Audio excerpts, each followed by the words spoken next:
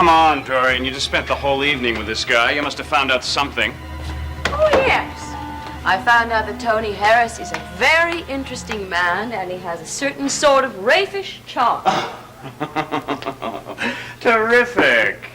You spend 4 or 5 hours with this person, and you come back and you lay this big news on me that he has a certain kind of raffish charm. Now, listen here. I have no obligation to tell you everything. Oh, you did find out something. Matt, I was quite prepared to find out whatever I could without arousing any of his suspicions. However, Tony Harris is very sensitive to any inquiries about his past. Don't you find that in itself is suspicious? Not especially, no.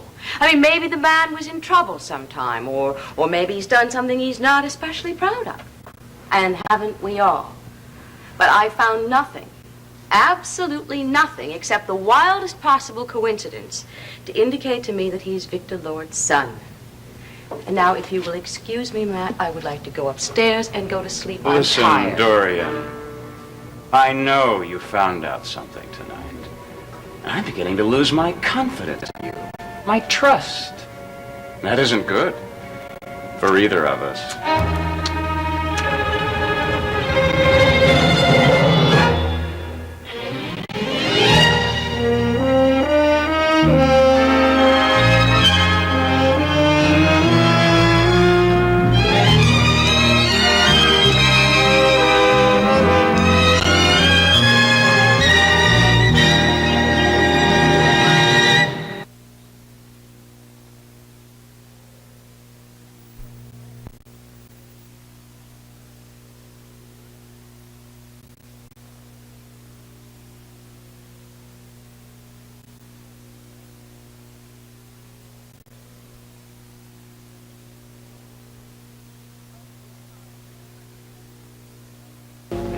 Are you implying that I haven't leveled with you? I'm not saying that you've lied to me. No, it's just that I get the feeling lately that, I have a sense you've been holding back.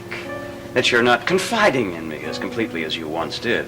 It's enough to make me wonder whether I should have ever confided in you, way back there in the beginning. Was that how it happened?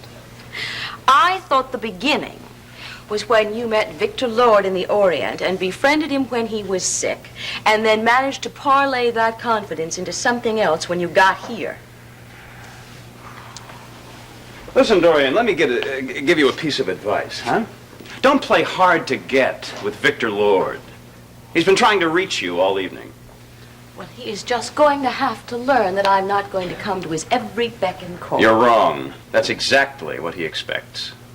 Did you tell him where I was tonight and with whom? I didn't volunteer the information, no. Well, what did you volunteer? He asked me, so I told him, yes. I mean, there were a lot of other ways you could have found out about it anyway. It would have been kind of dumb of me to lie about it. You did exactly the right thing. Thanks, Matt. After all, a little jealousy never hurt anyone, did it? Good night, Matt. Good night, Dorian.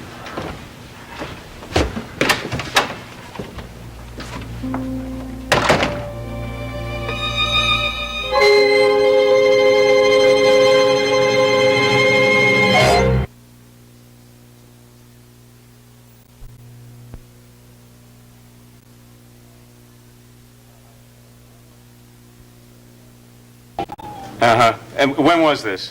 What, just this morning? Oh, I see. All right. Thank you very much. Good morning, Matt. Good morning, Mr. Lord. Dorian. Hello, Matt. I was just trying to reach Tony Harris. You said you wanted me to get him for you this morning. Oh, yes, but it's nothing important. If you should call again, anytime, just tell him that I enjoyed his latest article very much. Well, I really don't know whether he's going to be calling. What do you mean? Well, I just checked with the motel, and apparently he checked out night before last. Where'd he go? I have no idea. They didn't get a forwarding address from him. Well, I'm sure he'll turn up again at some point. I must say, I'm not surprised. He's always seemed to me the sort of person who never stayed in one place very long. You think so? Hmm. Dorian, I'll be with Steve if you need me. All right. How long will you be? Do you know? Oh, only a few hours, and then I'll come directly home. Will you be at your place packing today? Oh, I'm sure I will. I'm probably there for several days. There's quite a lot to do. Would you like me to hire some men to help you? Oh, thank you, darling. That's very sweet of you. But I think I'd rather do it myself. I know where everything is, and I know where it's got to go after it's out. All right, do it however you want. Matthew, you coming with me? Well, I brought those demographic charts home last night. I think I better stick around here today and work on them here. All right, I'm expecting a call from Washington. I may have to give one more day to that damn committee. Well, if the call comes in, I'll have it transferred over to Steve's office. Thank you, do that. I'll see you later, dear. I'll walk you out. Oh, good.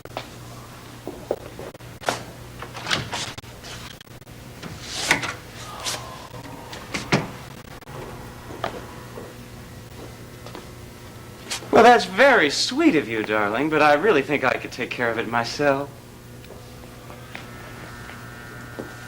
Just don't start in on me, Matt. Now, you listen to me, Dorian, and you listen good. I can blow this marriage right out of the water anytime I want to. And if I don't get exactly what I want, that's what I'm going to do.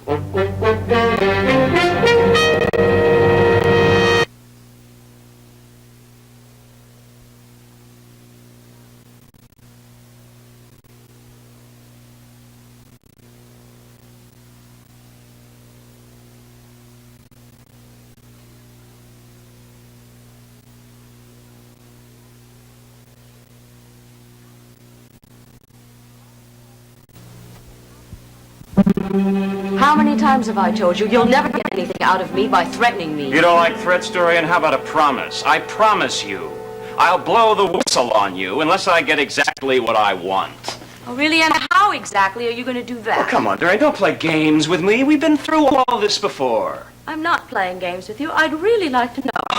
If I were to go to the old man right now, with what I know, I really don't know just where I would begin. I suppose I could start off by telling him that Mark Toland was blackmailing Vicky and that you knew it. So did you? And I could also tell him about how you once confided to me that you couldn't stand being around the old man, that your behavior was all an act. So you could. And I could save my ace in the hole for last. That being the fact that you knew all along who his son really was. Now, I would imagine that would be the icing on the cake, now, wouldn't it? Yes. He'd throw you right out of the house. Has it occurred to you that by doing this you would also ruin yourself? Yes, I'm aware of that. And that doesn't bother you? Oh, come on, Dorian. What the hell, you think I was born yesterday? You want me out of here so badly, you can taste it. You conned me into believing you were going to go down there to Washington and work to secure our interests when all you did was secure your own. So then you figured once you got old Victor locked up with the old wedding band, you could call all the shots yourself. Well, you're wrong, Dorian. Wrong. Little old Matt isn't going to be your patsy. Now, I'm fighting for my life here, Dorian. And if I have to go, I'm going to go kicking and screaming bloody murder. Matt, I have not double-crossed you. Listen, you've been back from Washington for 2 days, and not once has the old man come over to me with any kind of word about any kind of advancement. You're trying to tell me that you told him to transfer me to the Washington Bureau, and suddenly he gets up here and just slipped his mind? No, it didn't slip his mind because I never talked him into getting you the job in the first place. You never even brought the subject up, did you? That's not true. I kept my promise, and I brought up the Washington Bureau to him. Do you want me to get him to verify that? Will that satisfy your needs? So what you're saying is that he rejected the idea? No. He neither rejected the idea nor accepted the idea. Do you want to know the truth? Yes. He just didn't take it seriously. I see. Well, Dorian, I guess that just means you're going to have to be a little more convincing the next time, doesn't it? What are you saying? I want the Washington Bureau, Dorian. I want out of here as badly as you want me out. So you're just going to have to make him take that idea seriously, and you're going to have to do it soon. And don't tell me you can't do it, because I know you can. I have all the confidence in the world in you. I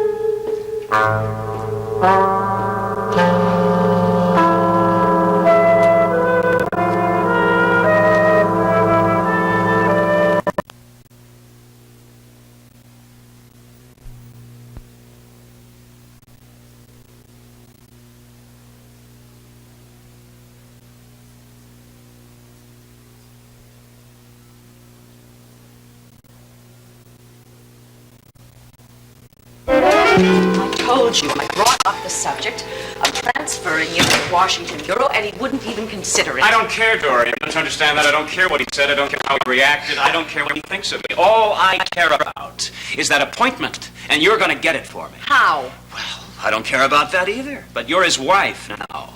You're the strongest position in the world to get the old man to do something, so do it. You know, there's definitely the odor of blackmail about all of this. Oh, is there really? Well, that's because that's exactly what I'm doing. I see. That doesn't offend you, does it? It might. Well, I really don't know why it should. After all, you've done your share of dirty tricks in your time, starting with Mark Toland, Larry's trial, perjury, all the rest of it. That's enough. And now you're capping off your career by marrying Old Man Lord, the champion dirty trick of all time. And you're reading the morals code to me? I mean, you make the three witches of Macbeth look like angels. You're really getting to be quite a little bundle, aren't you? You hypocrite. You're taking Victor Lord for the ride of his life. And you've got the gall to talk to me about how I'm asking for too much. I wouldn't be surprised if the old man were dead in 6 months after you get through with him. I know you better than anybody else, Dorian. Just don't you forget that. And don't you forget that if you talk too much, you go down with me. Sure, I lose a job. You lose a husband. And all your dreams of glory go right down the sewer, along with any vestiges remaining of your reputation. All right. I'll talk to Victor again. When? As soon as I can. Well, you don't have much time. Sooner or later, Victor's going to find out that Tony is his son. And when that happens, I really don't think that your influence over him is going to last very long. I can handle Victor.